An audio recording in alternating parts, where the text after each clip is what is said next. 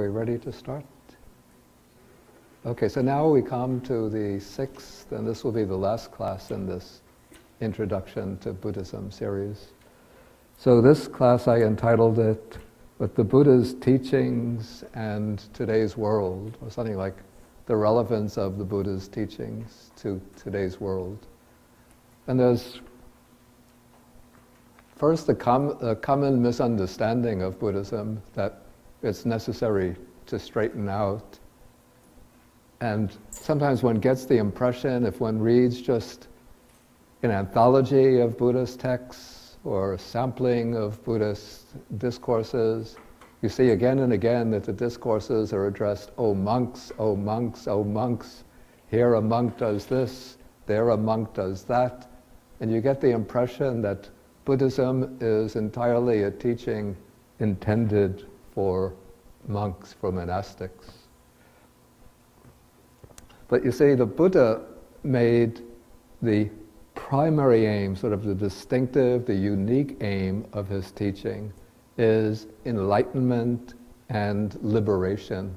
Liberation from samsara, that is the round of repeated birth and death to which ordinary beings are bound by their greed, hatred, and delusion.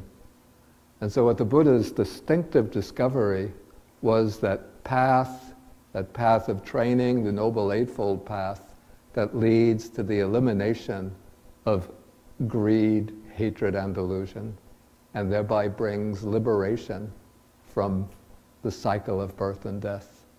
And to follow that path in its fullness requires, for the most part, a life of renunciation.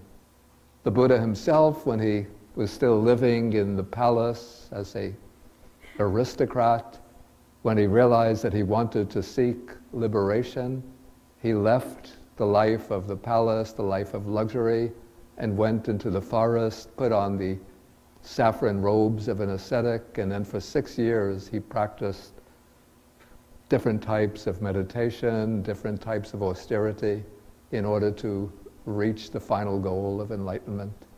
And once he attained the goal, in order to make that path available to others in its fullness, in its completeness, he established a monastic order.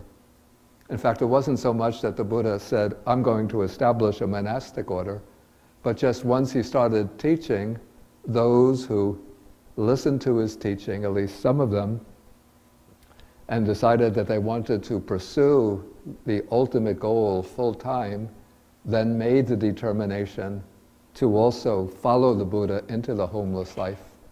And so they would come to the Buddha and say, please, Venerable, let me go forth into the homeless life under you. And in this way, the Buddha, without the original design of establishing a monastic order, would admit them, take them on as his renunciant disciples. And so in this way, by stages, a monastic order grew and came into being. And through the centuries, that monastic order from some 500 BC, it's existed right up to the present. It's out. I'm often proud to say that it's outlasted the Roman Empire, the Persian Empire, the Holy Roman Empire, the so many dynasties of Chinese kings and emperors. It's outlasted what else? And it still exists today. Okay, so from the fact that the Buddha established a monastic order, and often he spoke the discourses to making sort of the monks and the nuns the primary audience of his discourses, one might get the impression that the Buddha's teaching, it's essentially a monastic teaching. But I think this would be a misunderstanding. And the way I came to sort of look at the Buddha's teaching, following a traditional formulation, is to say that it is formulated for the purpose of promoting 3 kinds of benefits.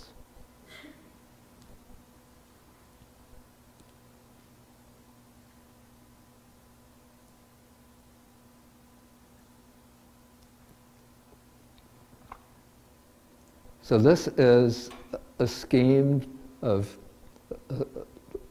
or a set of categories that comes down in the classical texts. So when we look at any teaching of the Buddha, we ask, what is that teaching intended to achieve? What is the underlying motivation behind that teaching? What is its purpose?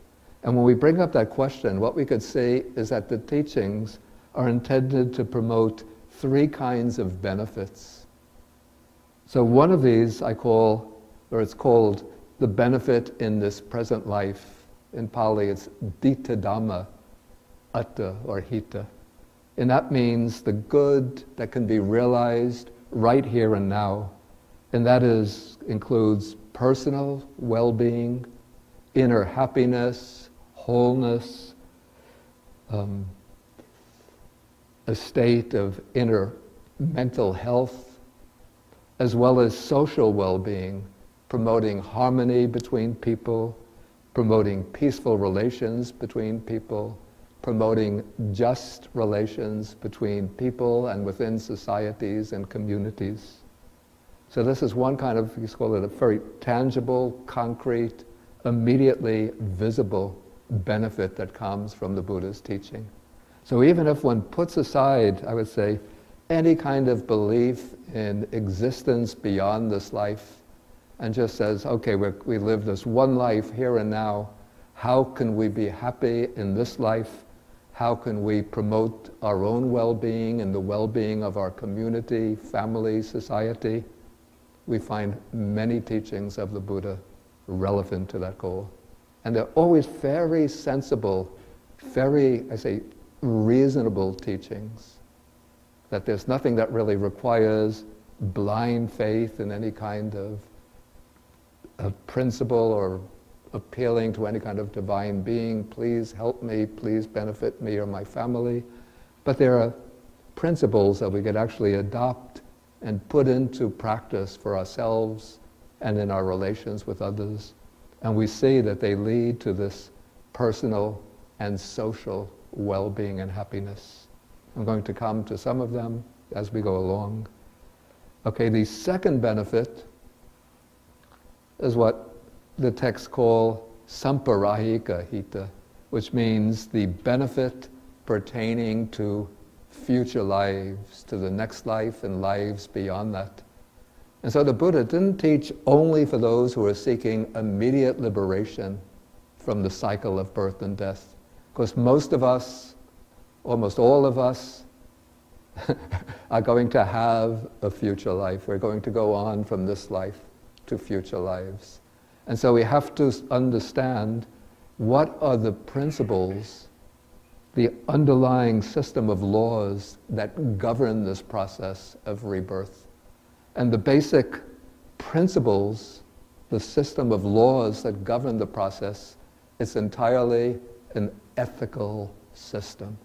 So ethics, according to Buddhism, is not something purely subjective, purely created by human beings. But there's a kind of objective moral order that we have to be able to discern, to discover. And one of the accomplishments of the Buddha is to discover that moral order and to teach that order to others. And so the basic principle that underlies this benefit pertaining to future lives is that by behaving ethically, by following codes like the 5 precepts, which we'll come to, the 10 ways of wholesome action, which I took in the class on karma, then one will be creating the conditions, cultivating the causes that lead to a favorable, to a fortunate rebirth in the future. So we want to avoid, we call, an undesirable rebirth, that is a fall into the states of misery and extreme suffering. And we want to secure a happy or fortunate future existence either as a human being or in one or another of the celestial realms, which are really realms of a superior existence. And so the way to achieve a favorable rebirth is by adopting and molding one's life around these basic ethical principles. And so this is not something that requires a life of renunciation, though of course a life of renunciation adopts those principles as a sort of guiding framework. But in one's day-to-day life, one could observe the 5 precepts, the 10 ways of wholesome action, the practice of generosity, compassion for others, and then you could even put in question, I don't know whether there's a life beyond the present one, but if there is a life beyond the present one, those will be the conditions, the causes that lead to a good rebirth and then to happiness in future lives. Okay, and then the Buddha teaches that all existence within this round of rebirths, whether it's life in the human realm, life in the heavenly realms, not to speak of life in the lower realms, all is subject to, eventually, to old age and to death. And so therefore, the ultimate aim for Buddhism is to break free from the cycle of birth and death and to attain that state that we call the deathless, the unconditioned, the unborn, in which there's no more birth, old age, sickness, and death. That is Nibbana. So that's the final and ultimate goal. Okay, and so the attainment of that ultimate goal, that requires the cultivation of those practices like the Noble Eightfold Path in its fullness, the 7 factors of enlightenment. And so those are the practices that the Buddha taught principally for the monks, for monks and nuns, but they're not in any way sort of sealed off with a label on them for monastics only, lay people do not touch. But anybody can learn these teachings and put them into practice in their daily life. For example, in the Noble Eightfold Path, sort of the crown of the Noble Eightfold Path is the practice of right mindfulness, the 7th factor, based upon the previous factors. And so when you take up in your day-to-day life, if you set aside periods for practicing mindfulness of breathing, observation of the feelings, observation of states of mind, then you're practicing right mindfulness. You're practicing that key element in the Noble Eightfold Path, which is also the practice that we monastics take up. So, whether it's lay people or those who have left the household life, the path to liberation is the same. It's just that monastics, we have sort of the benefit of time to devote ourselves more time to the cultivation of the path.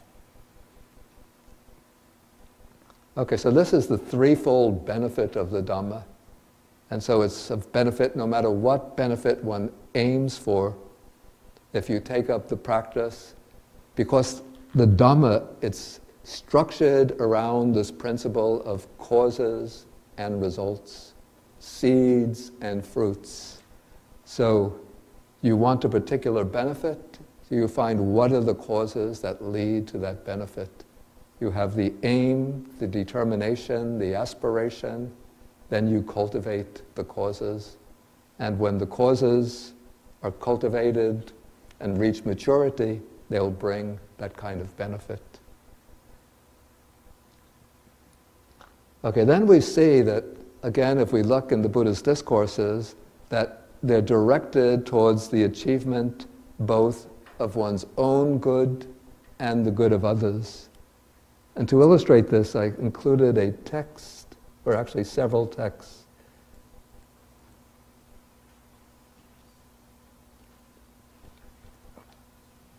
Is this visible from the back? Okay, so you can see in the back.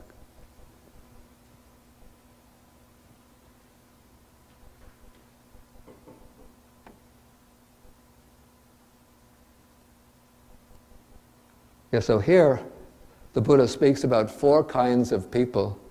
So one who is living and practicing neither for his own welfare nor for the welfare of others.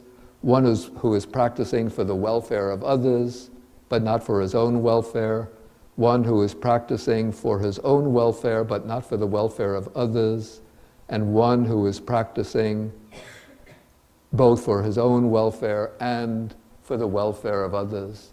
And then of these 4, the one that the Buddha praises the most and sort of sets up as the model is the one who is practicing both for his own welfare and for the welfare of others.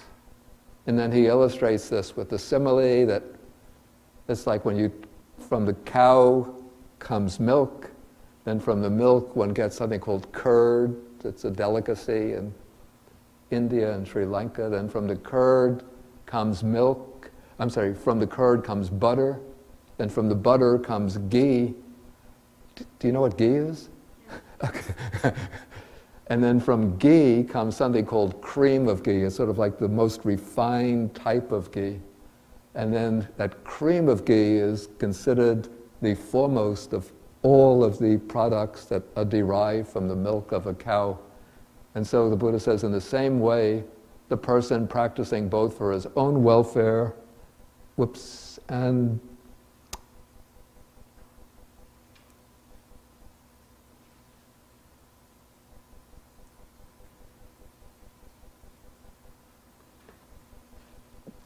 and for the welfare of others is the foremost, the best, the preeminent, the supreme, and the finest of those 4 persons. Okay, and then what does it mean to practice for the welfare of oneself and for others? Of course, at one level, you could say that there's a way of benefiting oneself and others materially by ensuring that you yourself have enough of the basic material requisites to live comfortably and happily, a secure dwelling place, food, clothing, medical care, access to medical care. In this culture, a vehicle to travel, and other things that one needs, and that one provides for oneself and helps others in one's family obtain. But the Buddha, though he mentions the material benefits, what he lays emphasis on as a spiritual teacher is cultivating the spiritual benefits. And so he formulates and explains how one is practicing for the welfare of oneself and for others, first in one text with reference to eliminating and removing greed, hatred, and delusion. So the person practices to remove his own lust, hatred, and delusion, and then encourages and instructs others to remove lust, hatred, and delusion. So we could say that's the highest way of promoting one's own well-being and the well-being of others. Of course, the complete removal of greed, hatred, and delusion, that is the attainment of Nibbana itself.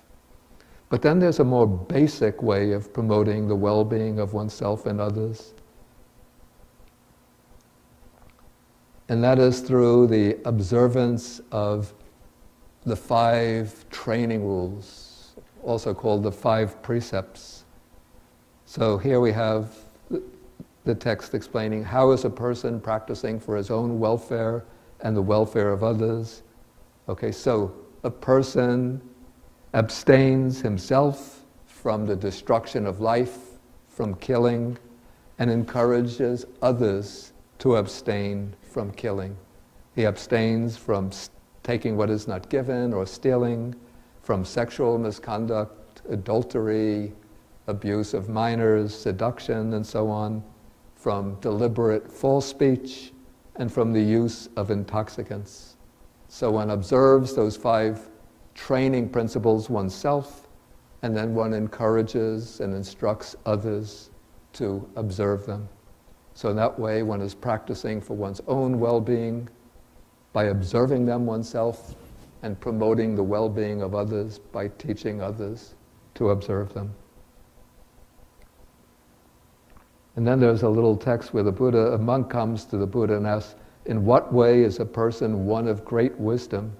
And then the Buddha says, a person of great wisdom doesn't aim at his own harm or at the harm of others or the harm of both, but rather he aims at promoting his own well-being, the well-being of others, the well-being of both, and the welfare of the whole world. So that is a person of great wisdom.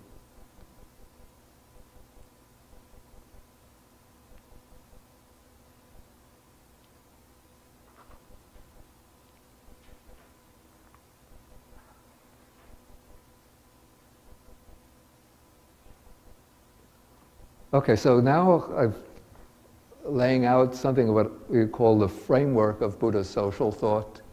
And in a way you could say that Buddha's social thought and guides to social conduct are an extension of the personal training. So when we ask, like, what are the obstacles to social well-being?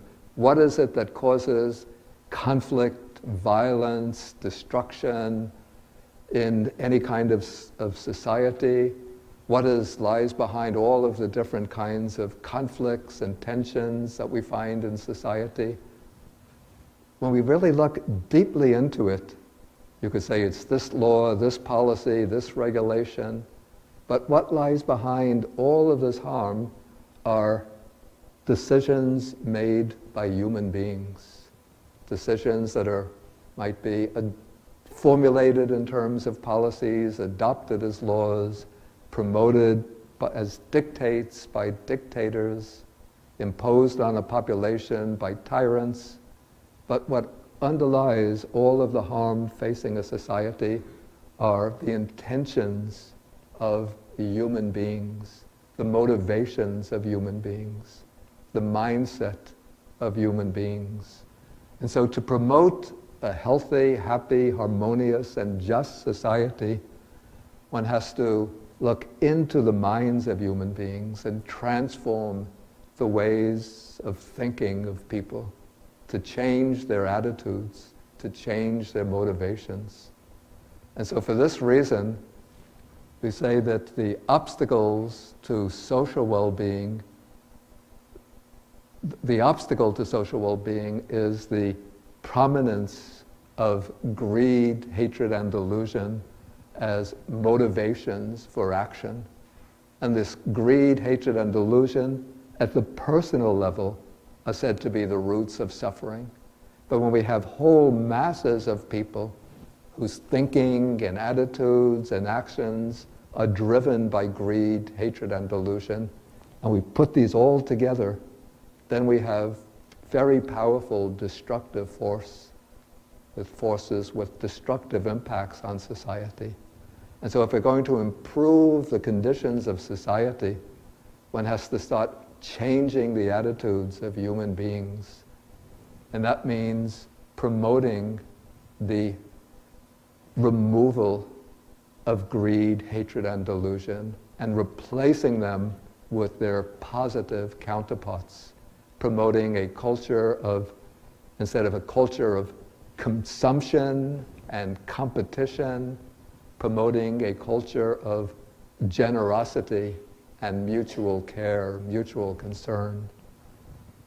Instead of hatred and violence and discrimination of one group against another, promoting a culture of loving kindness and compassion and justice and partiality.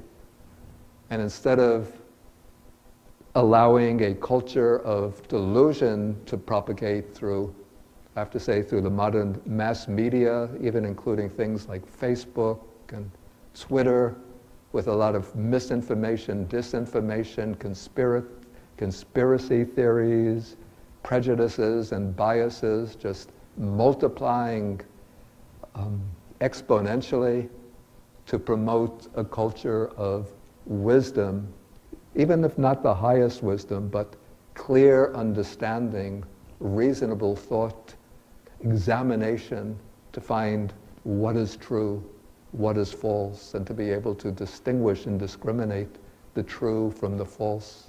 instead of grasping upon any kind of rumors that are being spread around and then spreading those rumors to others, leading to intense violence against certain groups. Okay, so the obstacles to social well-being, greed, hatred, and delusion have to be weakened, and the factors of goodness, the good roots, have to be cultivated and developed. And what struck me, maybe I'm getting ahead of myself because this I come towards the end of this presentation, but what really would be the channel for promoting a healthy culture would be the educational system. Like we teach people, or children, reading, writing, arithmetic.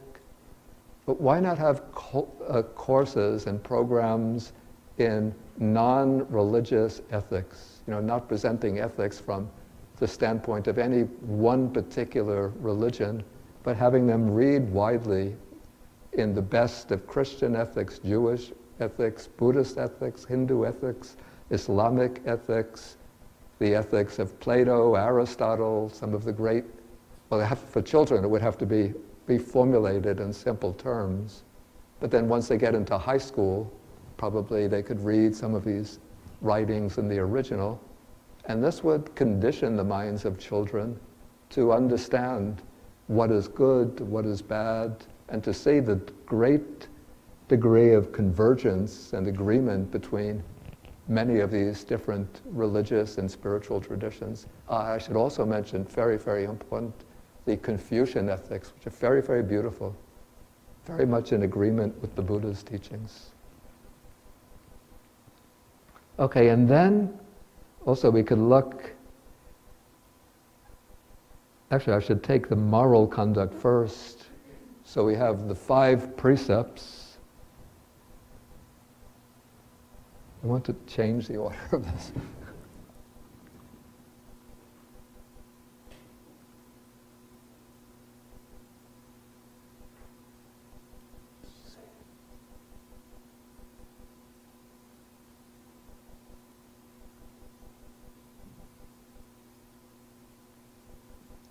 So we always say that moral conduct and generosity, like those are the preliminary conditions or the foundation, that forms the foundation for the meditative development. So to promote well-being in society, we have the 5 precepts that I already referred to. And this is an interesting sutta which shows how the Buddha derives the 5 precepts from moral reflection. This is in the Samyutta Nikaya. So the Buddha is speaking to a group of householders who have come to see him. And they ask him, they say to him, we're not monks, we can't practice these intensive meditations, so give us a teaching that's applicable to ourselves. And then the Buddha gives this very simple but very clear ethical teaching. So the disciple reflects that I want to live, I don't want to die, I want happiness, I'm averse to suffering. And so if somebody were to take my life or to threaten to take my life, that would not be pleasing to me. And so if I were to take the life of another person, one who wants to live, who doesn't want to die, that would not be pleasing to that person. And so having reflected thus, he himself abstains from the destruction of life. He instructs others to abstain from the destruction of life, and he speaks in praise of abstaining from the destruction of life. And so in that way, the Buddha says that his bodily conduct is purified in 3 respects. Observing, and then out of this same kind of reasoning, he derives the precepts against stealing, sexual misconduct, false speech, and so forth. Okay, so there's 3 respects. One observes the precept oneself, one encourages others to observe it, and then one praises the observance of that precept. And so this is a way of sort of amplifying the effect, the impact of one's own ethical conduct by praising the observance of ethical conduct to others. And there's another sutta or discourse that I didn't include here, in which the Buddha says that one who observes the precept of abstaining from taking life gives safety and security to countless living beings. Because when you take that precept, I will not destroy life, I will not kill, then any other living being can feel safe in one's presence. Even, when mosquitoes come into the room or flies, we don't kill them. And we're still alive. They haven't taken our lives. If there's an annoying fly, sometimes we set aside like a cup as a fly catcher. Instead of using the fly swatter to swat it and kill the fly, we just take the cup when the fly is on the wall, catch it, slip some paper underneath, a cardboard, and then take it outside, let it go. Then it's happy, it's living, and we're happy because we didn't destroy its life.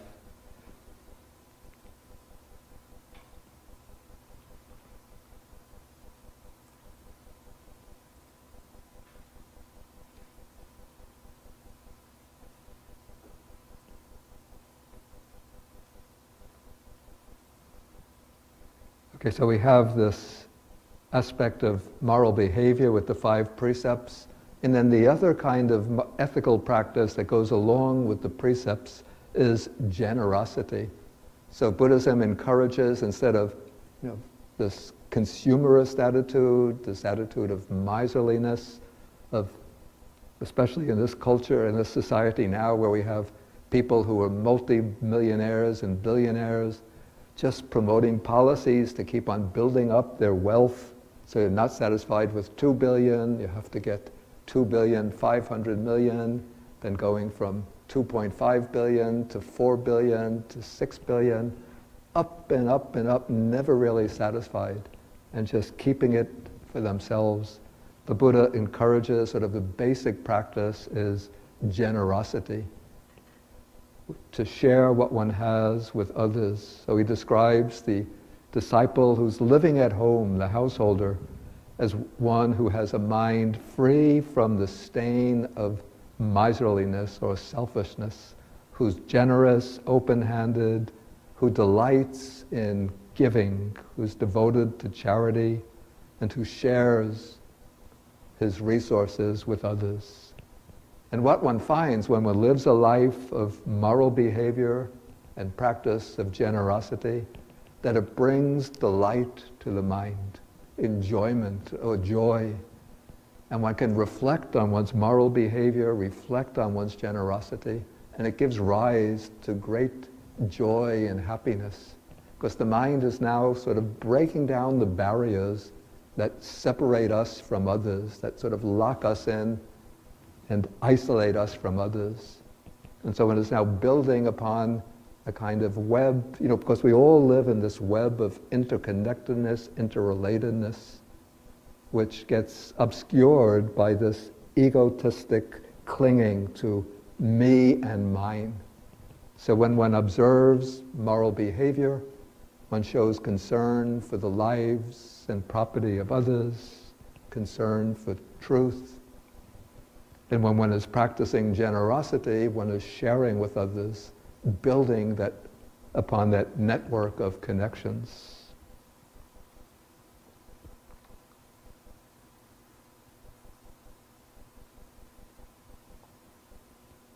Okay, then as part of the training of the mind to remove greed, hatred, and delusion, we have the practice of right effort and right mindfulness. So this is the core of a Buddhist meditation practice. And it might seem, if we look at it superficially, as something that one is just doing within oneself. Like we say that this is my spiritual practice, my inner cultivation. But this inner cultivation has important implications or ramifications for our relations with others, for the way we participate in our societies. Because as we're practicing right mindfulness, the aim is to, at least part of the aim, is to transform our ways of thinking, to transform our attitudes. So when there arise things like greed, anger, selfishness, jealousy, envy, miserliness, we're seeing them, understanding them, and then transforming them into the attitude of generosity, loving kindness, developing the wholesome qualities. And so even this personal, individual meditation practice has broader social implications. And one set of practices that the Buddha taught, meditation practices, which very directly touch on social relationships. It's a set which is called sometimes it's called the four divine abodes. The Pali expression is Brahmavihara, sometimes called the four immeasurables. These are, we have them here, loving kindness, compassion, altruistic joy, and equanimity or impartiality. So loving kindness means the wish to promote the well-being and happiness of others. And so this is actually cultivated as a meditation. And we're going to be doing this during the meditation session this afternoon. So deliberately cultivating thoughts of loving kindness. And through cultivation, they become stronger and stronger forces within the mind. So over time, gradually, somebody who can have a mind given to a lot of aversion towards others, anger, easily bears ill will towards others. When one cultivates loving kindness, over time, gradually, that ill will and resentment fall away, and one develops this very beautiful wish that others, even the people hostile to yourself, that they would be well and happy. Then compassion is the wish. It's the quality that makes the heart shake with the suffering of others. And compassion then becomes expressed as the wish that those who are afflicted with suffering be free from suffering. Then altruistic joy, this is rejoicing in the good fortune of others, rejoicing in the good qualities of others. And then what's called equanimity here is, maybe in this context better, impartiality. So looking at everybody equally as equal, without discriminations of favoritism, those I like, those I dislike, but seeing everyone as being essentially the same as oneself. Okay, so these are attitudes, again, that are cultivated through meditation, but through persistent practice, they bring about the change within oneself, and in that way, they change the way one acts within one's community and society. And one of the sort of concrete ways in which the Buddha brought this practice of loving kindness into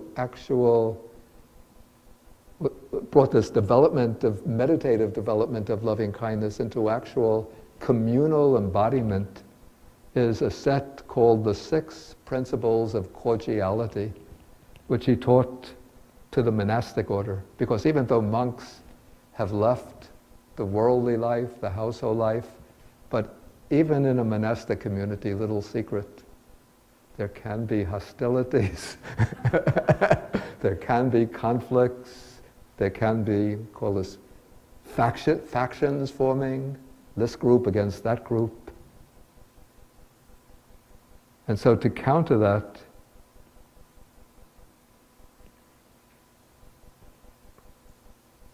the Buddha taught these 6 principles of cordiality.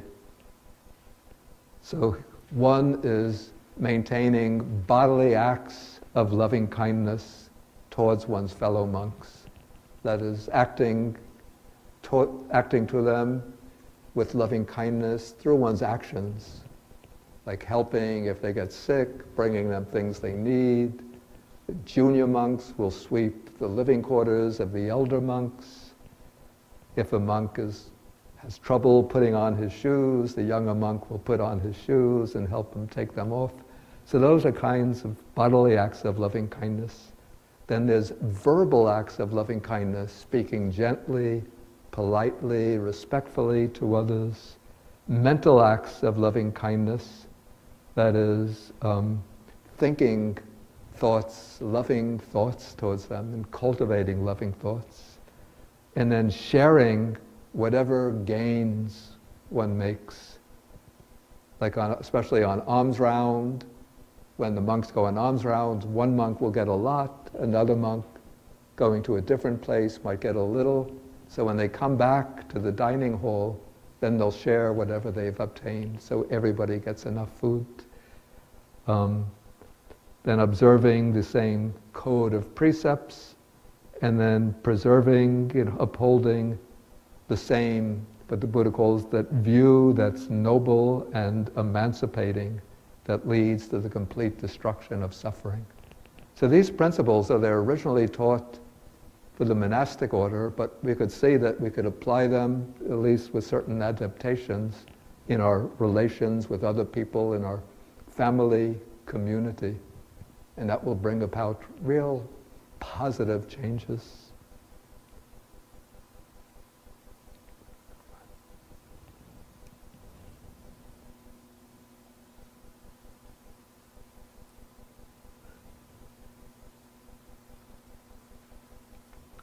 Okay, then one thing I found to be quite a remarkable feature of the Buddha's teachings, and this impressed me at a very early time, even before I became a monk, when I was just reading the Buddha's teachings on my own, I discovered that, what initially attracted me to Buddhism were these very deep, philosophical teachings and high meditative practices, which I wasn't able to practice, but they were still very impressive, these elevated states of consciousness. But what I discovered is that within the discourse collection, there's remarkable number of discourses by the Buddha given to people living family lives and lives in their community, showing how they can live together happily and harmoniously. Very, very beautiful teachings that the Buddha gives to husband on how to treat his wife, to the wife how to treat her husband, to parents how to bring up children, to children how to look after their parents, and the relationships between friends, between teacher and the students, student and teacher, employer and employees, employees to the employer, and so forth. I think I included one of those discourses, which sums up everything. Yeah, I included this here. It's a sutta or discourse the Buddha gave to a young man whose name was Sigalika. See, one time the Buddha was walking on alms round, and when he came to the village, outside the village, there was a young man who he saw, he was bowing down to each of the 6 directions, bowing to the east, north, west, south, then bowing down to the underworld and bowing up to the sky. Then the Buddha asked him, "What are you doing?" And he said, "Well, my father recently passed away, and before he passed away, he told me that I should pay homage to the 6 directions. So I'm honoring the last request of my father."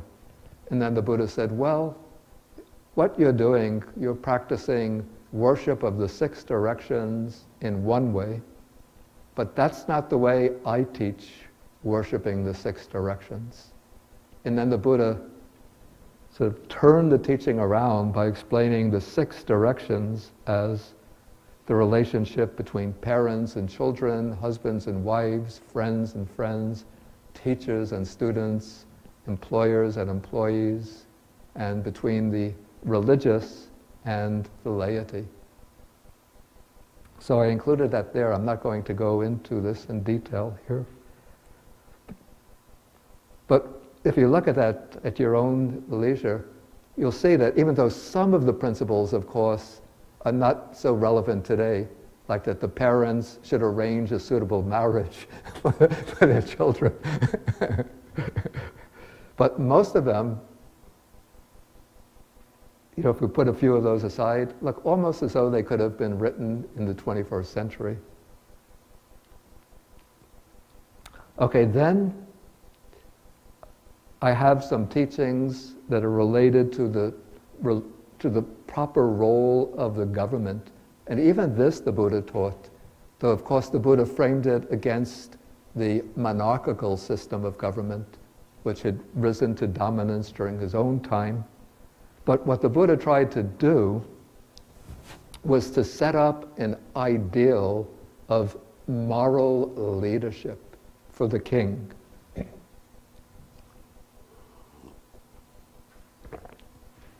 So kings, as the Buddha saw it, or the kingship as the Buddha saw it, did not entitle the king just to the arbitrary exercise of power, just to try to impose his own power on others, to enrich himself and his family, to punish arbitrarily those he doesn't like, to kick out those of his ministers he doesn't like, to send out angry tweets early in the morning.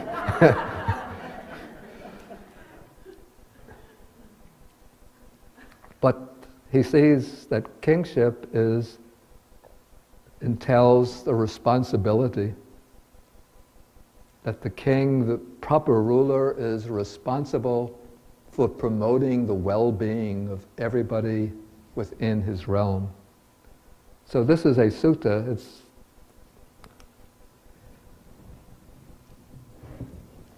Let me get it all.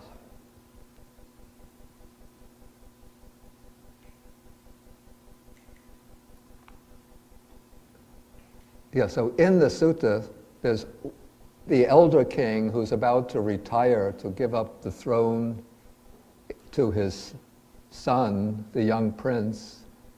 And so the young prince asks his father, what is the duty of a righteous monarch? And then his father replies that the king, the righteous monarch, should rely on the Dhamma. And here the Dhamma doesn't mean the Buddha's teaching as such, but it means this principle of righteousness and truth that lies behind the Buddha's teaching. So relying on the Dhamma, you should provide lawful protection, shelter, and safety for your own dependents, for the Brahmins and householders, for the people living in the towns and the countryside, for ascetics and Brahmins, even for the beasts and birds. Let no crime prevail in your kingdom, and to those who are in need, give wealth. That's very important, that it's the responsibility of the government to ensure that there's no poverty in the country. If we apply this today, we should say that the government has a responsibility to ensure that everybody has a satisfactory standard of living. Okay, and then whatever ascetics and Brahmins there are living in your kingdom, from time to time you should approach them and ask what is wholesome, what is unwholesome, what is blameworthy, what is blameless, what is to be followed, what is not to be followed. And then you should listen to them, and then you should avoid what is unwholesome and do what is wholesome. So that's the duty of a righteous monarch. So now we don't have, of course, we don't have a monarchical system of government, but we could take these same principles and say that is the responsibility of a government today, to ensure that everybody can live in safety and security, that there's no poverty in the realm, and that everybody is able to have a satisfactory standard of living, peace, and to live a peaceful way of life. And so if we look at some of the problems, I'll just touch on this very briefly, that we face in the world today. I've tried to sort of sum them up just with 4. You could multiply them, but for convenience, just take 4.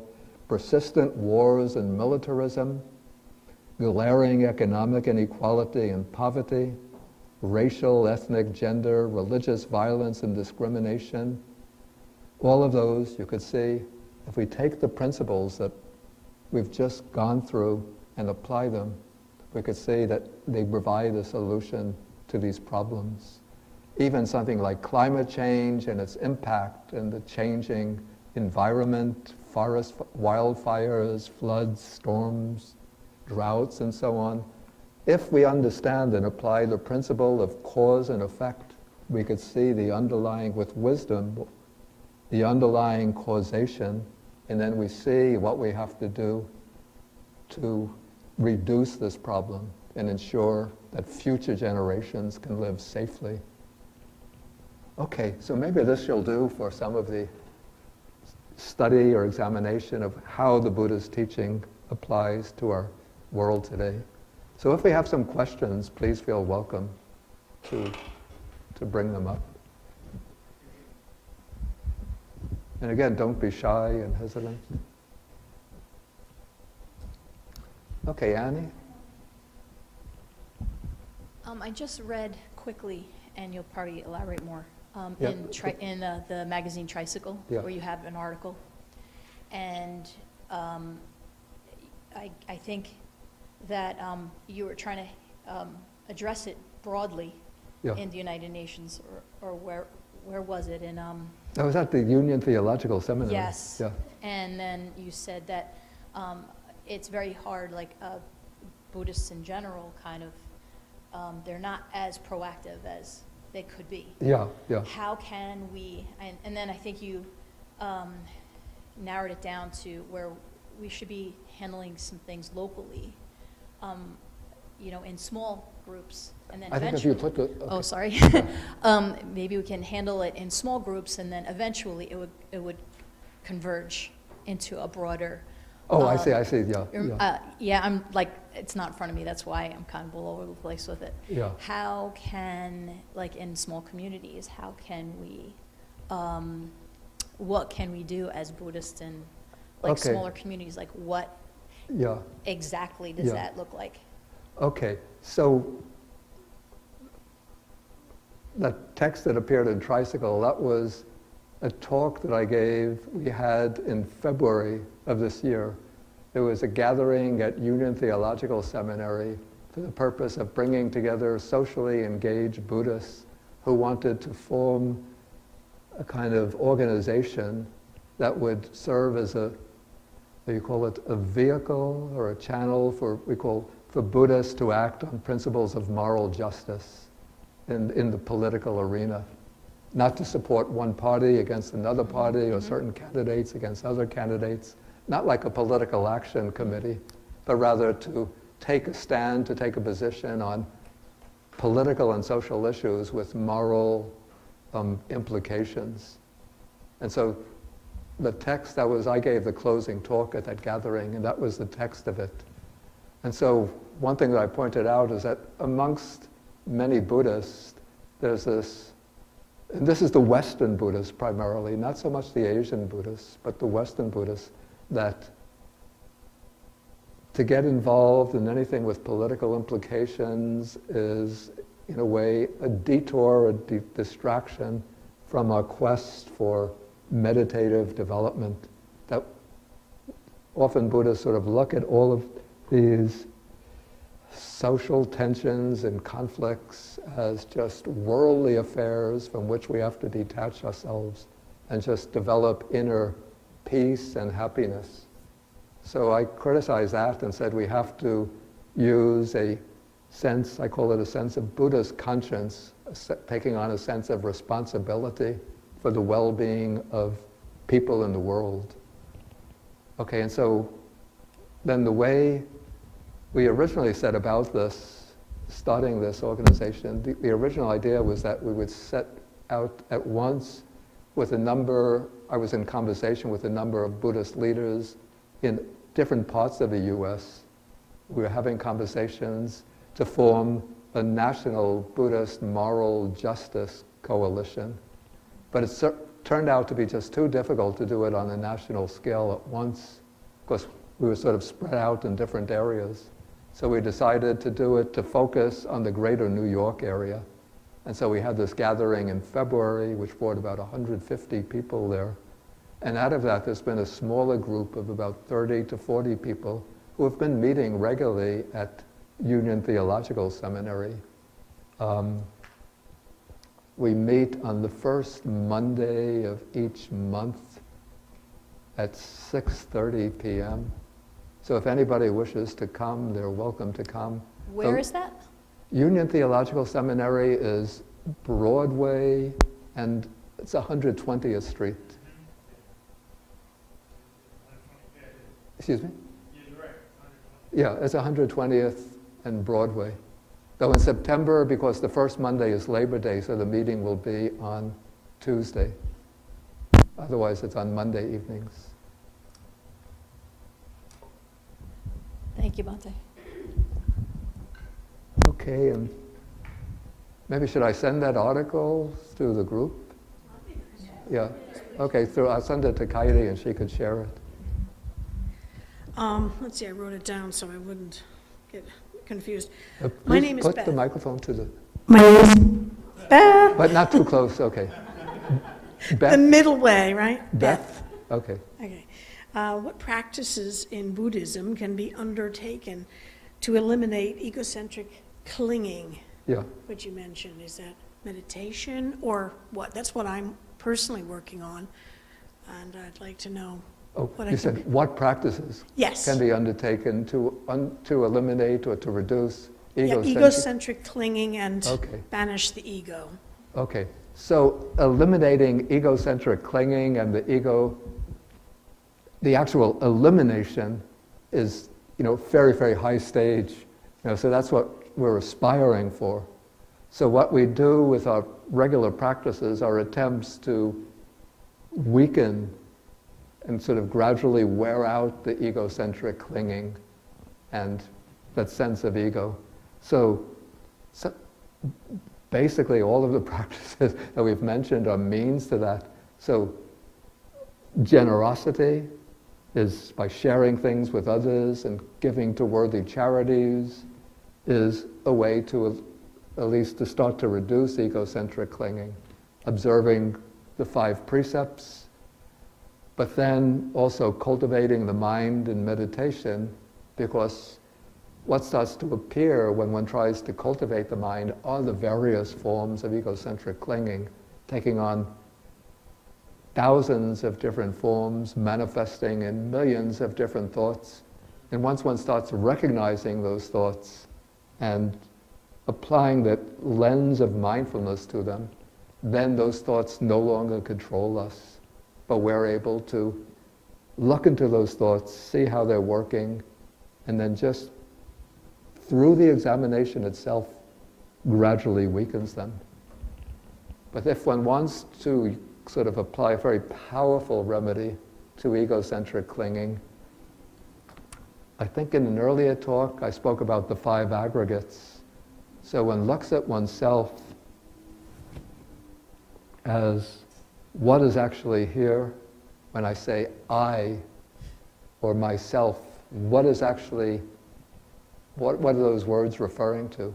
We say that they're referring to this combination of bodily form, feeling, perception, volitional activities, and consciousness. And then one reflects on each one of these. You could even do it like a recitation, just going through it each day. The body is not mine, not I, not myself. Feelings are not mine, not I, not myself. Perception, not mine, not I, not myself. The volitional activities, not mine, not I, not myself. Even this consciousness is not mine, not I, not myself. And that will sort of, it's like using sandpaper to sand down a piece of wood.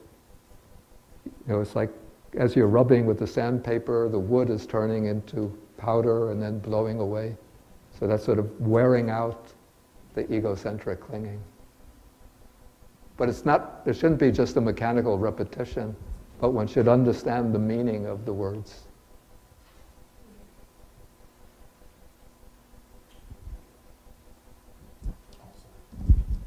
Hi. Yeah. First things first, I want to say thank you for having this class. Yeah. You used the term objective moral order. Yeah.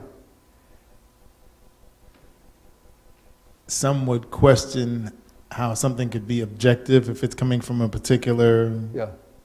So how does that moral order, how does the objectivity come into, do you understand what I understand that. What I would say is that the objectivity follows, how to put this? One way to speak about the way the objectivity follows is that the moral teachings reflect and are grounded in the workings of the law of karma. So suppose we have a culture which says sacrificing animals is good, something which is very valuable, or even that hunting as a sport is good and enjoyable. You know, doesn't matter, you could hunt, you can enjoy yourself, or sacrifice animals. Okay, so that might be the viewpoint dominant in that culture, but the actions grounded in those beliefs, we would say first that the beliefs themselves are wrong views, that they're against the principle of right view. The right view is that killing, taking the life of living beings is unwholesome. Whereas this, even if it's a community, a society, which is saying killing, sacrificing animals is good, it's not just that the different moral judgments are relative and subjective, but the judgment that killing animals is unwholesome and wrong, that judgment is in harmony with the law of karma. So that is a right view. And those who say killing is good would hold a wrong view. And those who act on the basis of that wrong view, we would say are committing wrong action. Whereas those who observe the principle of avoiding killing are observing right action. Wait, take the microphone. So in other words, those who are killing and sacrificing, they're determining the karma through that action. Yeah. I get it. Yeah. So probably what the most general sort of principle for determining what are the objective ethical standards, what brings harm and suffering to others, we could say as a general rule is unwholesome and against the moral order, and that which brings well-being and happiness to others, to oneself and others, is in accordance with the moral order.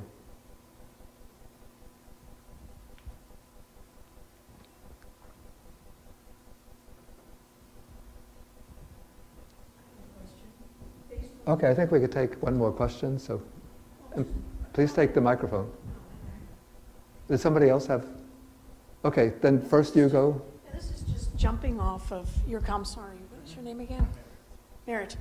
His very good question is that you also discussed in a previous class the fact that there are monasteries that do eat meat. And so do we see some kind of a conflict here? Yeah. Because obviously there are things this killed. is a kind of debate that's been gone on for... I don't mean to debate. You see, strictly what is said is that the moral responsibility for taking life lies with the one who takes the life. So if one receives meat or purchases meat from an animal that's already been killed, one is not responsible for the death of the animal. That is the argument in favor. And then others say, well, you're indirectly responsible. So on this issue, I say, let everyone come to their own conclusion.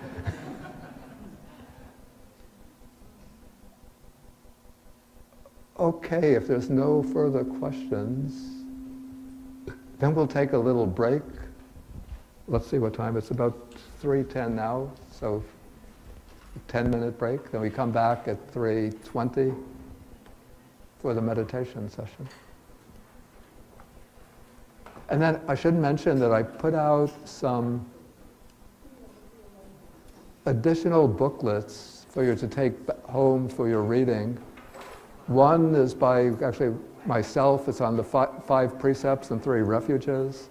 Another is by a German monk named, very excellent, called The Power of Mindfulness. And then a third is by the great Thai meditation master named Ajahn Chah. So the books are on that counter, so please feel welcome to pick them up.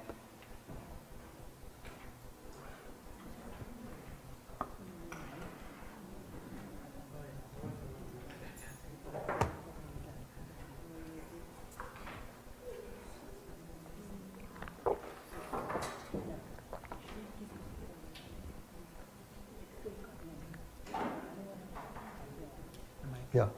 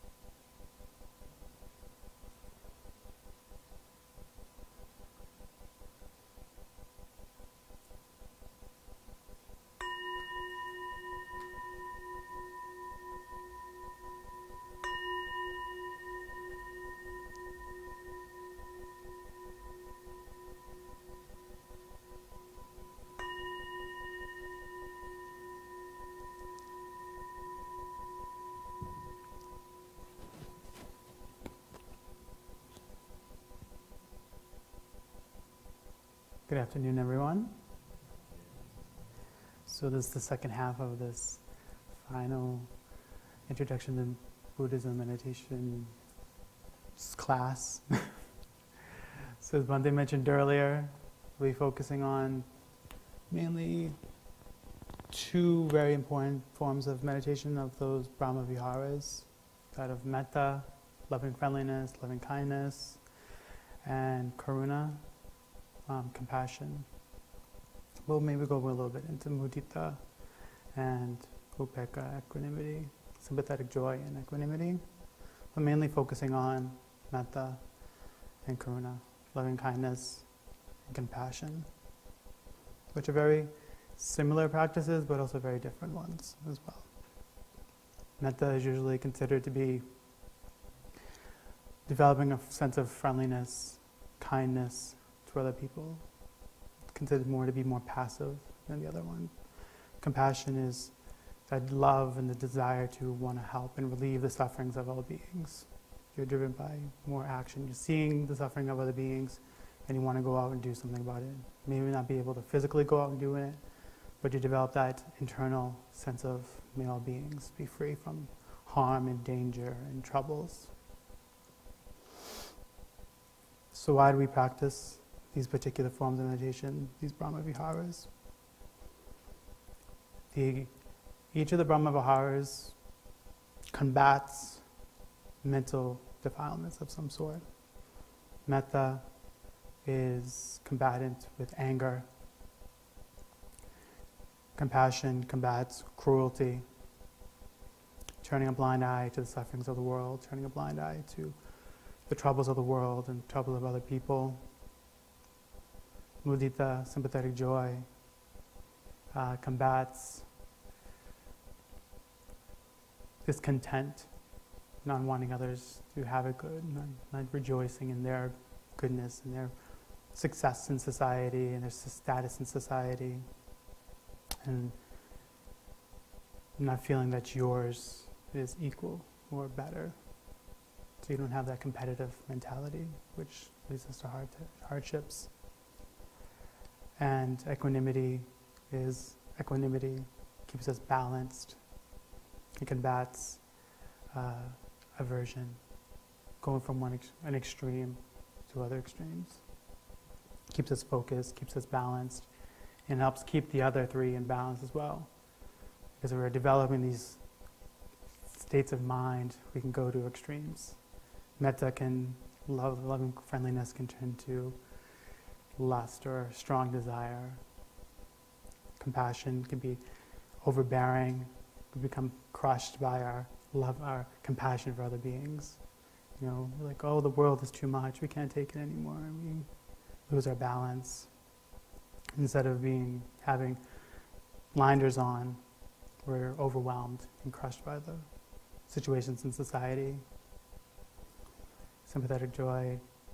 I don't know how sympathetic joy can be overbearing, but you're just focusing too much on other people and not focusing on yourself and your own well-being, and you're working to help better yourself in your situations. You're too worried about others. So equanimity, upekkha helps balance them all out and helps them grow. You help grow, mature them and grow them and keep them in check. So we practice these to help combat these hindrances, these poor mental states. And these are states of mind that are helpful and beneficial, and they help us feel good and calm and relax the mind. And we use them as gateways to focus the mind and concentrate the mind. They help combat those states of mind that hinder our practice, stop it from growing and maturing. But these are like the watering. They help water the seeds of good mental states that help us, unbind us, unlimit us to grow both spiritually, ethically, morally, meditatively. So I strongly recommend that we practice these forms of meditation because they are very nice and pleasing and very calming. So you'll begin this practice like any other form of meditation, of sitting up nice and straight.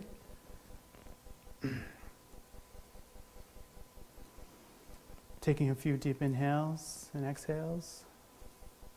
You relax the mind and relax the body.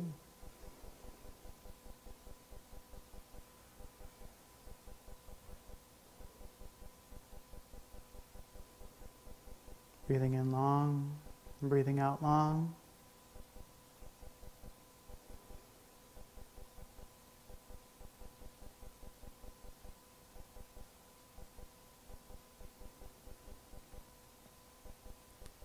Breathing in long and breathing out long.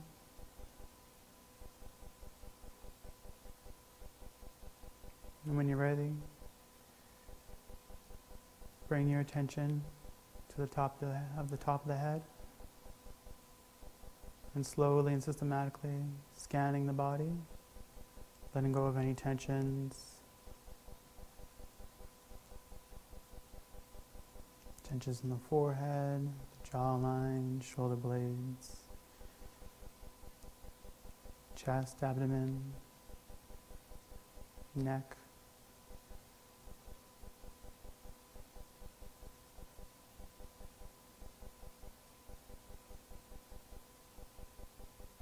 Just letting all those tensions melt away.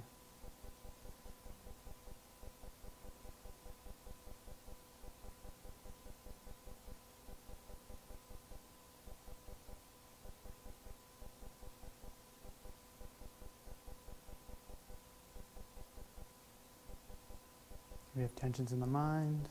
It tends to show up in the body. If we're not concentrated, if we're not mindful, they tend to just linger and grow and grow. In other words, relaxing the mind, concentrating the mind, being mindful, looking at them, paying attention to them. They're more likely to melt away once we put our attention on them a little bit.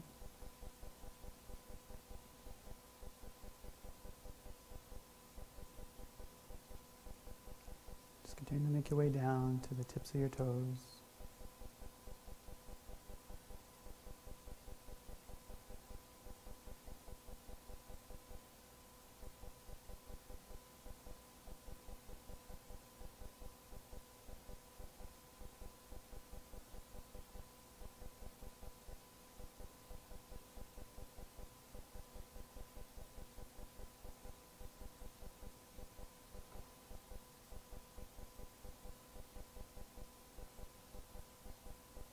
When you get to the tips of your toes, you can slowly make your way up, back to the crown of the head.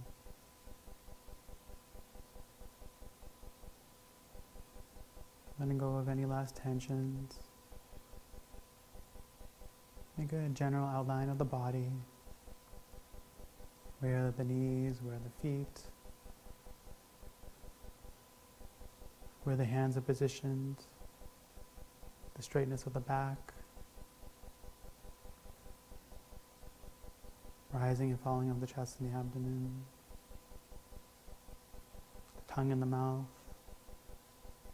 tongue pressing against the back of the teeth.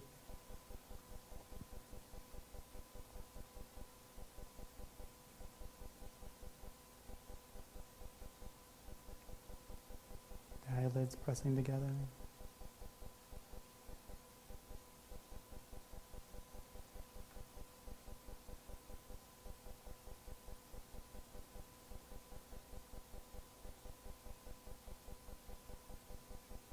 Just another way of grounding the mind in the present moment.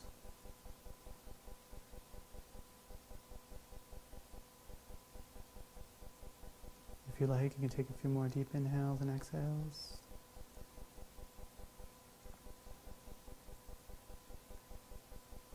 And then we stop controlling the breathing. We just start breathing naturally.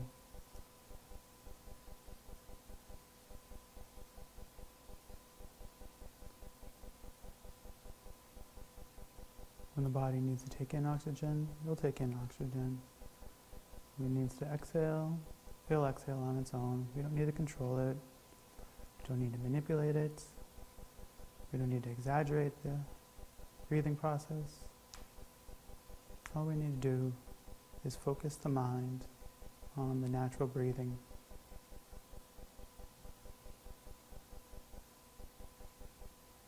We place the mind on a place where you can experience this most clearly. Near the nostrils, near the upper lip, near the rising and falling of the chest or the abdomen. Where do you feel the breathing most clearly? And that's where we focus the mind. Don't jump around to various different places. Just whichever one stands out to you.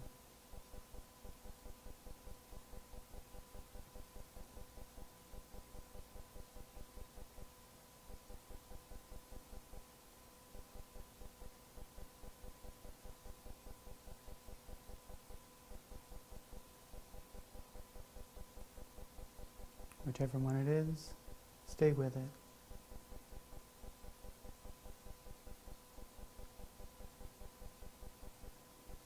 If the mind wanders away, gets lost in thinking, gets lost in imagining, gets lost in worries, this is where you come home to. This is your base of operations.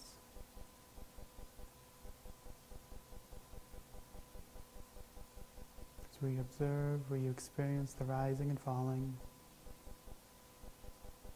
Experience the rising and falling of the chest and abdomen, in-breath and out-breath, thoughts coming and going, feelings in the body, rising and falling.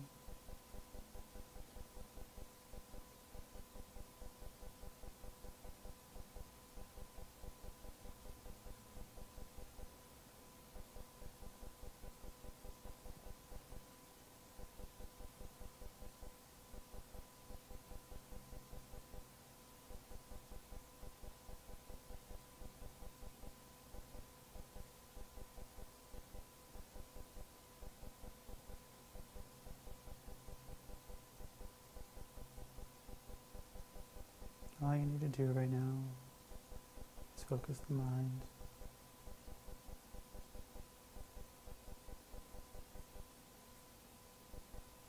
You don't need to move around.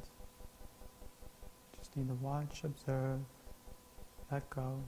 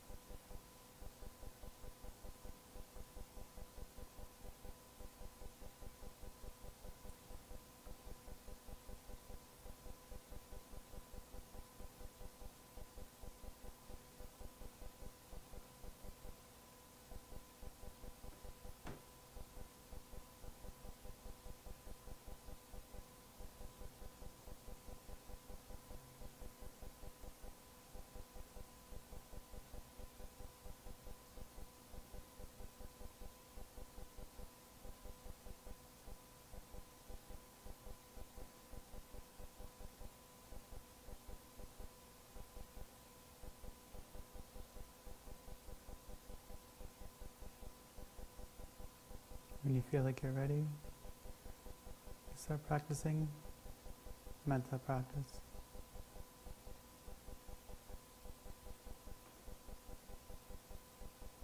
Quietly and gently in your mind,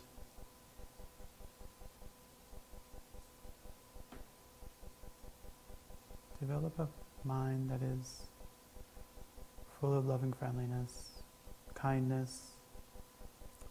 You can do this by generating thoughts like, may all beings be well, happy, and peaceful. May no harm come to them. May they live long and happily.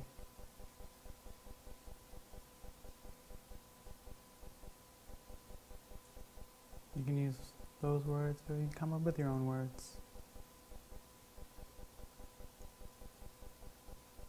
Just repeat them over and over again in your head.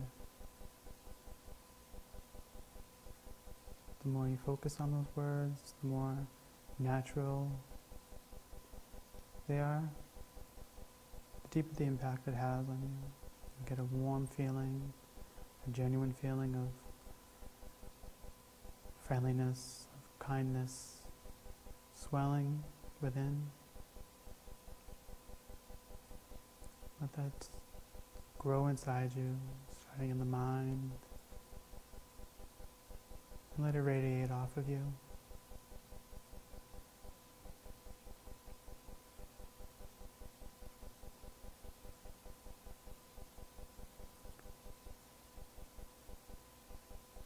You don't direct it to anyone in particular,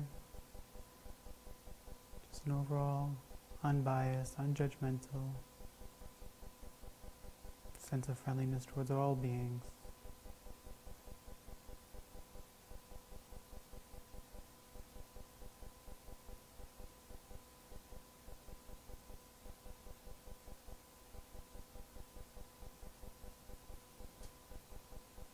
May all beings be well, happy and peaceful. May no harm come to them. May they live long and happily.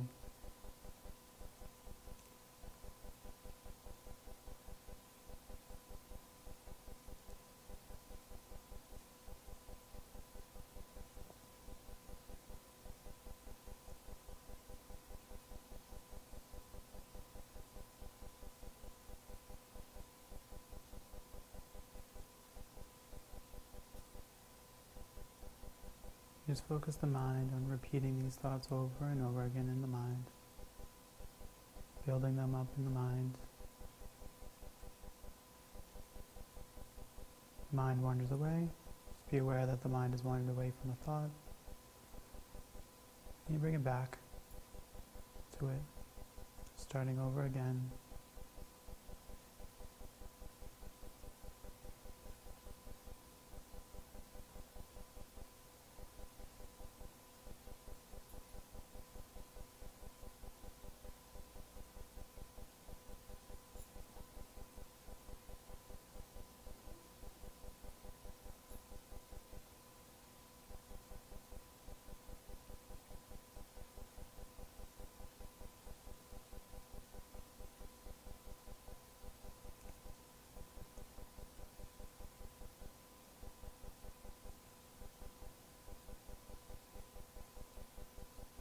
You can send the thought out to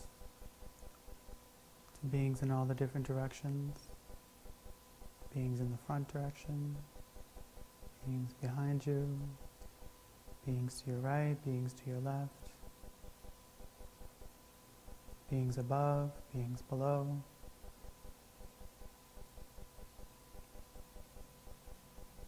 May all beings in my front direction be well, happy and peaceful. May no harm come to them. May they live long and happily. Repeat it 3 times. More if you like. And then go to your behind, to your right, to your left, to above, below.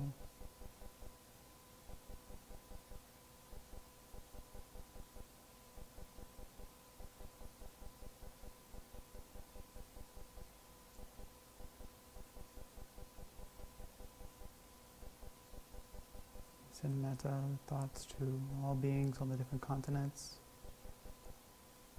North America, South America, Central America, Africa, Europe, Asia, Australia, to the whole world. Doesn't matter where they are, who they are, what religion they practice, whether they're good people or bad people. Doesn't matter.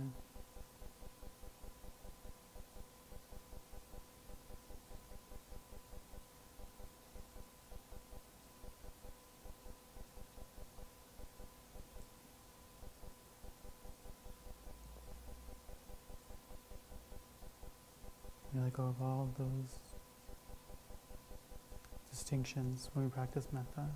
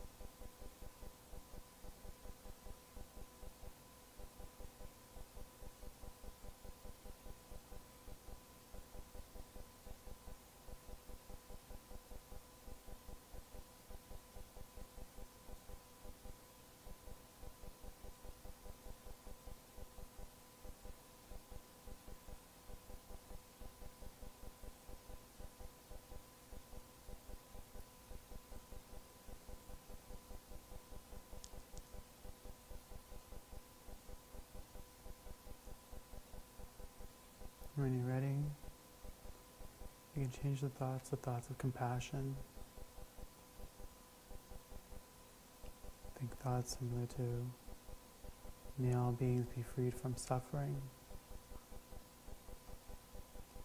May beings all be free from the suffering and its causes.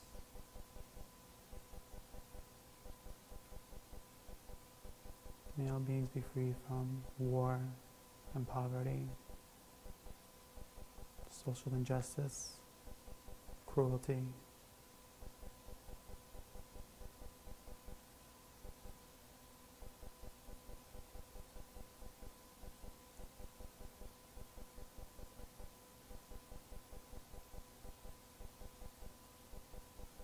May all beings be free from ruthlessness.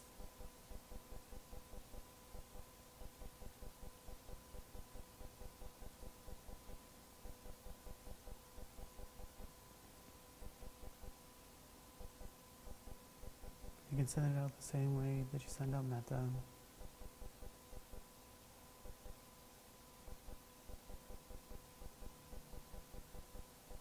Generating these thoughts in the mind over and over again, letting it fill you up, radiating off your body, going to all the directions, the continents, the world.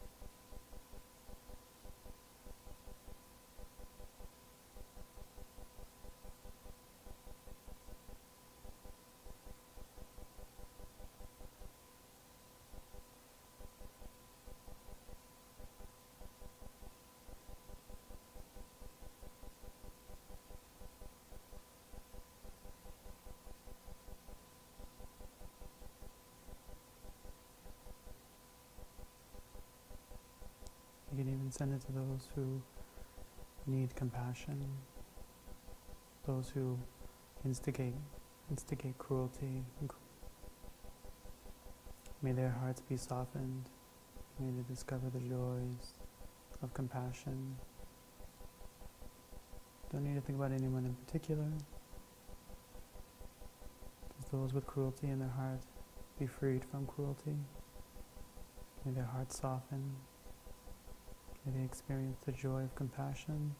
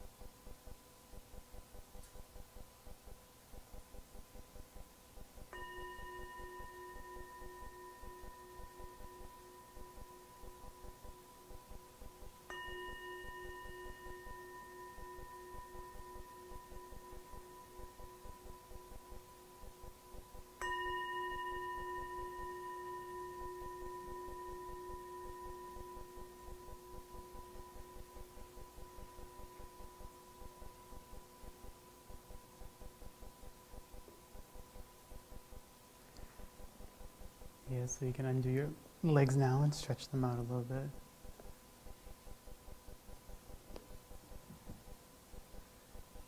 Was it nice? I see a lot of nice glowing faces, smiles on your face. It's awesome. So as Bhante mentioned earlier, and I mentioned earlier meditation, we cultivate these states of mind to help weaken negative states of mind that hinder us from growing and progressing spiritually and meditatively. So the more we do it, the more we think these kinds of thoughts, we weaken those ones, and these become our natural states of mind, these peaceful states of mind, these kind states of mind. And they help us, since they are our stronger states of mind, they help us in our daily lives. They're the first ones we go to. They affect the way we act, the way we think, the way we speak, and help us grow in social societies and in our non-meditative lives. And they have this wonderful effect on us, calming us down, relaxing us when we go to meditate. So they encourage, before meditation, you practice metta, particularly metta is the one that's usually strongly encouraged. Do a couple of minutes, 5 minutes of metta practice. Thinking may all beings be all happy and peaceful, words like that. Sit for 5 minutes and do that, and then you can go back to the breath. And more likely to stick on the breath because it's weakened more abrasive states of mind like anger and frustration and all those other kinds of mental hindrances. And it's a good feeling, a nice warm feeling, energizing. So you're not so sleepy or sluggish. The mind's been working, staying focused on these words. So it's more focused, energetic, calming, all that good stuff. So it helps strengthen the meditation experience. So is there any questions?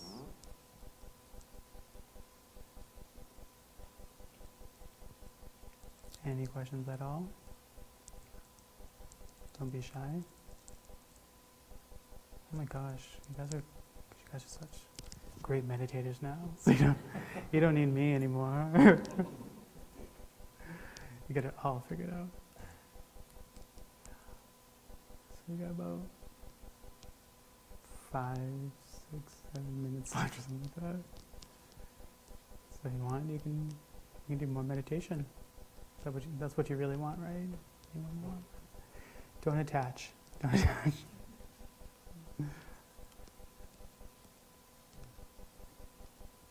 All right. So if you like, we can just do a couple more minutes of meditation, unless there's announcements or anything.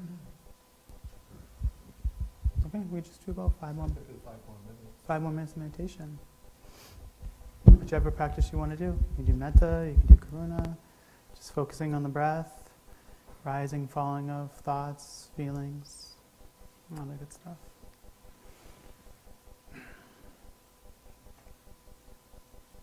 If you'd much rather just get up and do some walking meditation, you can do it over there.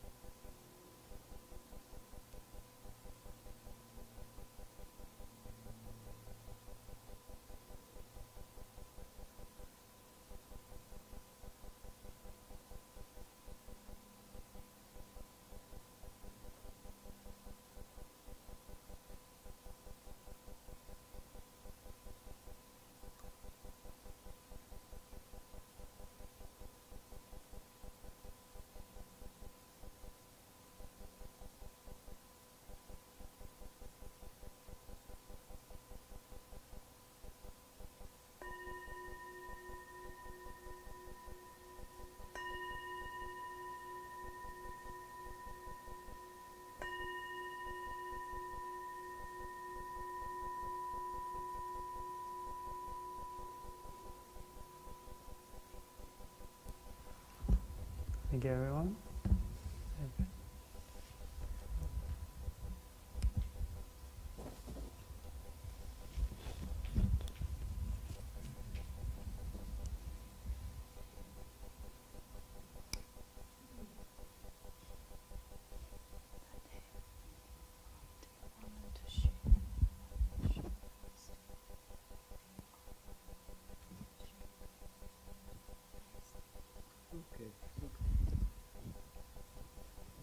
Hi everyone.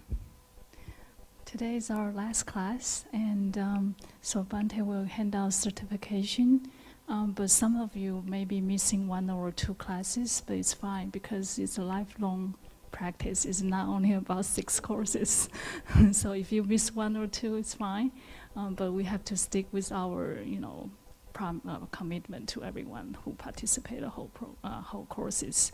And also, if you like to have the deposit back, and later after the, by the way, when Bhante call your name to give out your certificate, and would you like to share like a minute, kind of reflection about what you have learned from the class?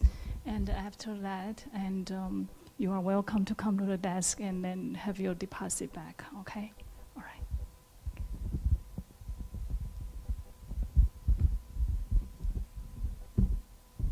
Okay, before I give out,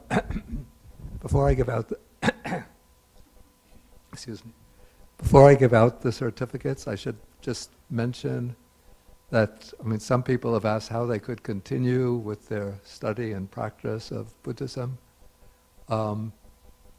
So I had sent out, along with the announcement about this class, a reading list of about 10 selected books.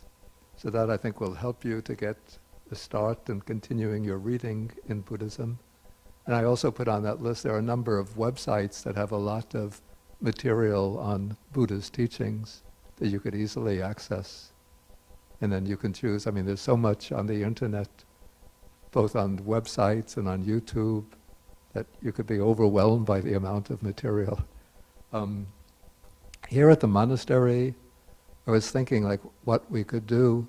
You see, during the 3 months of the winter, we don't have any programs at the monastery because the roads are often icy and it's, it's not the time for activity. So I think in the spring, probably starting in April, we could have another course, not an introduction course, but this would be for those who have completed the introduction, or those who maybe, it won't be a prerequisite to have completed this course, but it would be going a little deeper sort of into a more detailed examination of the factors of the Noble Eightfold Path.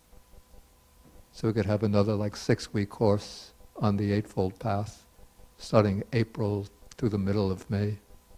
Up until then, I have a regular Saturday morning class that I mentioned already. The class is held almost every Saturday. From 9, we have a group meditation from 9 to 9:50. It's a straight 50-minute sitting. So if you have difficulty with the full sitting, you can get up and do a little walking meditation and sit again. And then we have a sutta class based on the discourses of the Buddha from 10 to about 11:20. And even though this class has been going on for some time, but the material is not so deep and difficult. So even if you're coming in from an introduction to Buddhism class, you could pretty much pick up what's going on. And the class is based on a text called the Anguttara Nikaya, the numerical discourses of the Buddha, which jumps from topic to topic, so it's not unfolding in a systematic way. So wherever you come in, you can pick up and just continue. And the material, if you go to the website of the Buddhist Association, BAUS, you'll see the announcement about that class, and then if you click on that, then you get links to the schedule and the reading material. Okay, and then November there'll be a 10-day meditation retreat conducted by a monk originally from the Czech Republic. If you haven't done a meditation retreat before, I have to say, I'm a little hesitant to recommend a 10-day retreat. But if you've done like weekend retreats or 5-day retreats or week retreats before, then I think you could enter into the 10-day retreat. I think you'll find this. I'm not sure if it's up on the BAUS website yet, but it should be coming up very soon. Okay, so now for those people who have taken who've attended all of the 6 classes, I'm really sorry for those who didn't manage to make all six classes, but we have certificates of completion. And so I think they're not arranged in any particular order, so I just mentioned Colin Morrison. And then if you want to say something about an impression, you can. If you feel shy, you don't want to say, you don't. Okay. Yufin Sri Kumbang.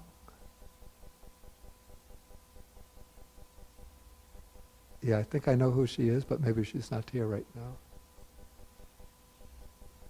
Xiao Yan Ho.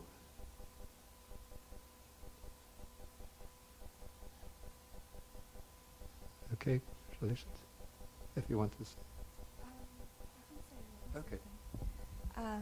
I didn't have any previous experience with Buddhism, so this is my first experience. I work as a psychologist, so a lot of what I know has been through the practice of mindfulness, through that application, and so I really appreciated this context and everything that you taught us over these past 6 weeks. So I will definitely take this, and I'm excited to deepen my knowledge and my own practice. Thank you.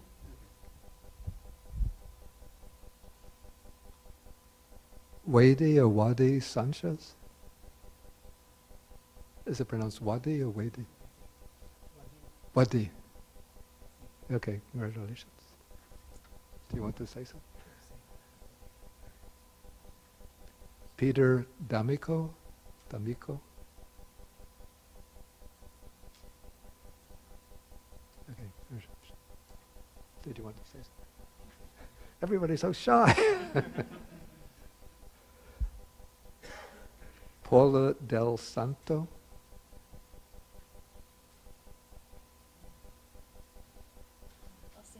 Okay, good. I'm too new to Buddhism. I didn't know anything about it, and I've worked always in large corporations, so this really broadened my mind a lot, and I'm looking forward to reading more, and I thank you for giving the course.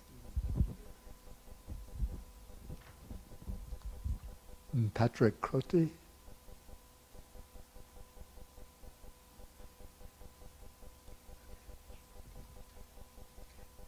Nancy Clark.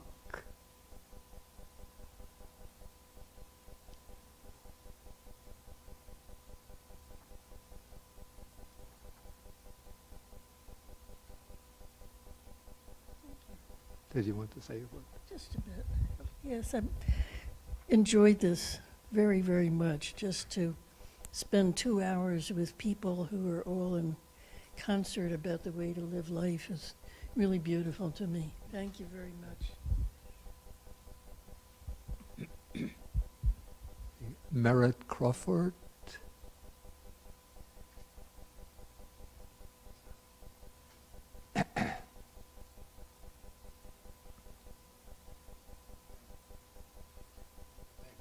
Okay. Did you want to say a word? Yeah, never miss a chance to get on the mic, right? Yeah, thank you. Real basically, Buddhism is something I've always had an interest in from afar, and the opportunity presented itself, and I'm grateful. And it's instrumental, I guess, in helping me try to practice principles that I want to practice in my life. And so I'm grateful for that. Thank you very much.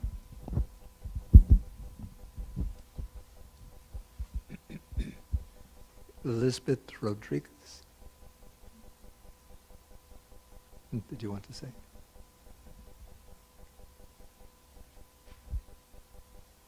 Okay. Laura Parker Bay.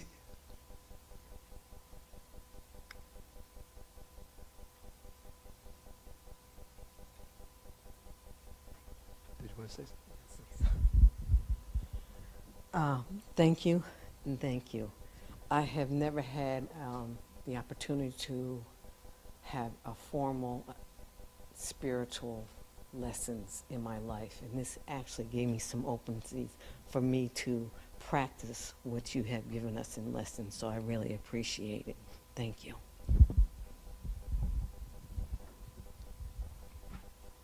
Kim Mendes. Did you want to say? Okay.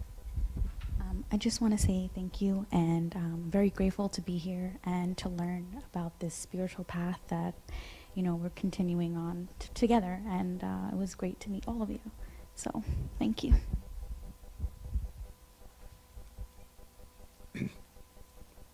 Catherine McLaughlin.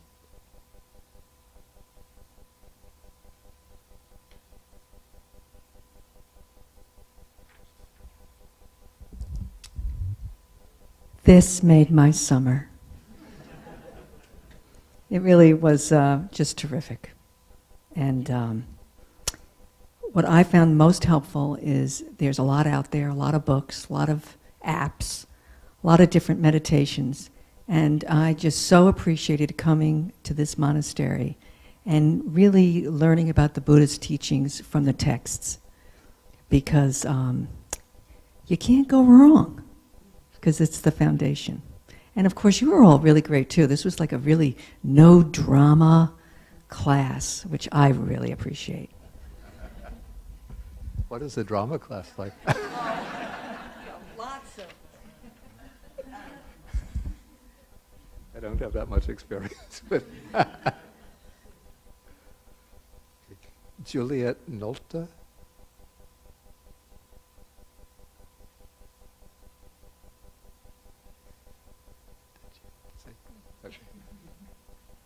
Okay. John Hallett.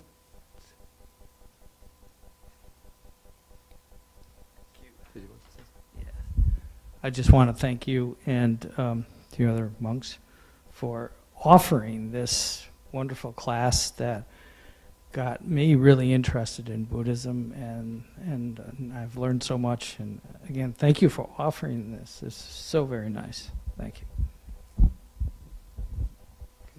John Mulaney.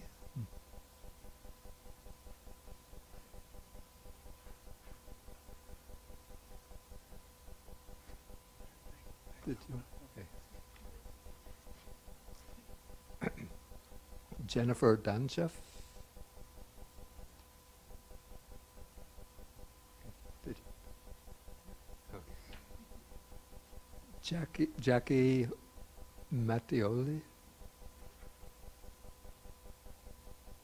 Did you want to? Yes. Okay. Thank you. I just want to say thank you to both of you. I've been walking a really interesting spiritual journey for the past year and a half, and I have been practicing Reiki, and I've become a Reiki master. In all of my learnings and readings throughout Reiki, Buddhism comes up so very often, and I was so curious about it, and this really gave me the opportunity to explore that. I appreciate and I'm so grateful for all of the meditation learning.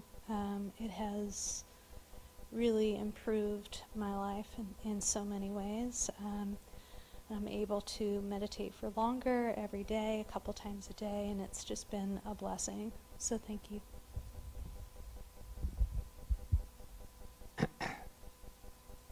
Elizabeth Corliss Hallett.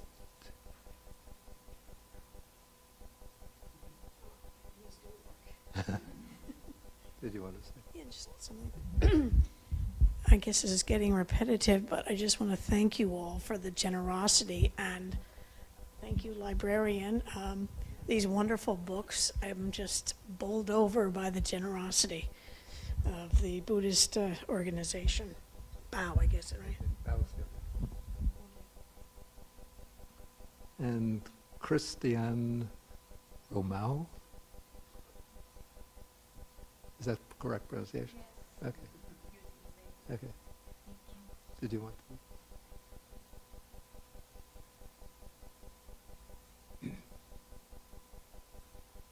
Okay. I think that's...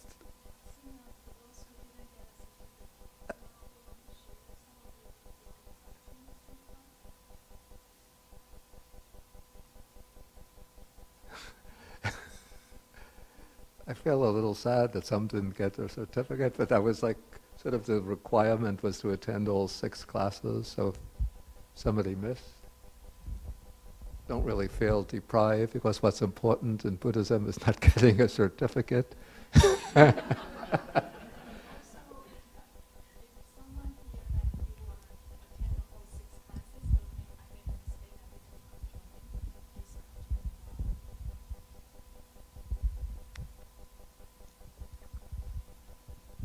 Okay, so this is the end of the class and the end of the series, but again, I hope that you've learned things valuable that you can adopt and put into practice in your life. That's the most important thing in Buddhism.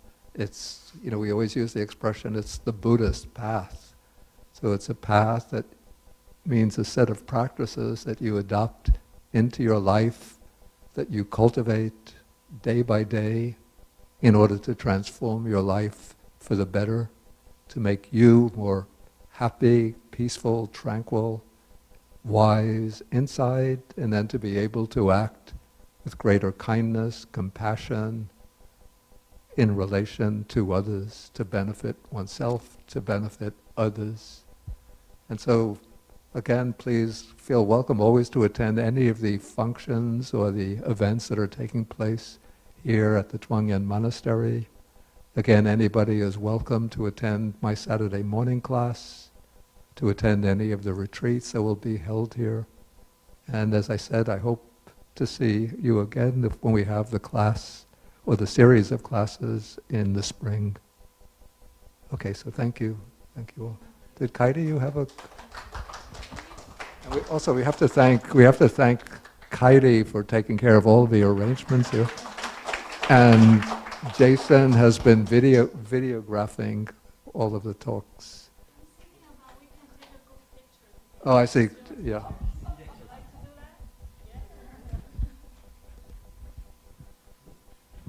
Okay, I also want to thank you that I have so much joy just, helping you, having to know Buddhism and Bhante, they are here. It's a very rare opportunity. We don't know if we have another class in the future, so you are the luckiest one.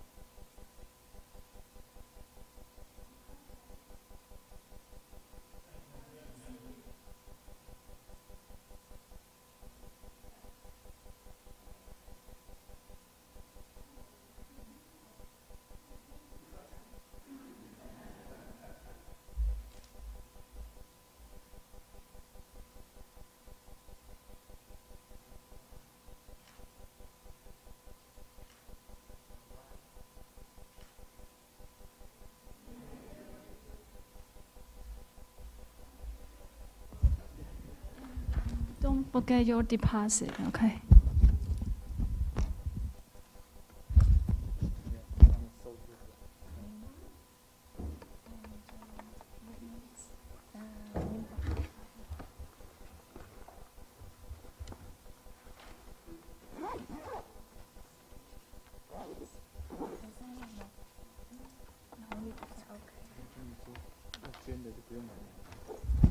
Okay, if you want to make donations, this is the box for teachers, and that's the box for the facility of the libraries. And then if you want the receipt, please let me know. I will give you a receipt. Okay.